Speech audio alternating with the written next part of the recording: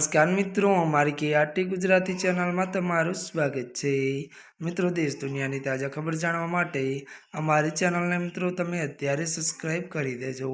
ભયાનક હુમલો, ત્રણોના મોત। જી આ મિત્રો, આપને વાત કરવામાં આવે તો ત્યારે મિત્રો આપને જણાવી દઈએ કે ગાઝામાં ફરી ત્યારે હુમલો થયો છે, તેમાં ત્રણોના મોત થયા છે। વિગતવાર વાત કરીએ તો હમાસ સાથે યુદ્ધ કરી રહેલા ઇઝરાયલ ગાઝા પર ફરી એકવાર ભયાનક ત્યારે હવાઈ હુમલા કર્યા છે।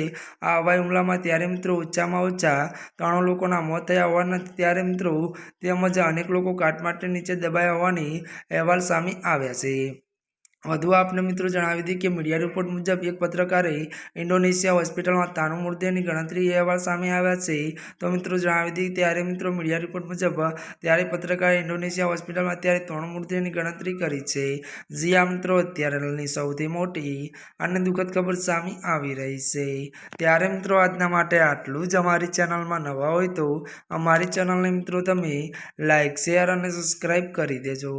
ધન્યવાદ।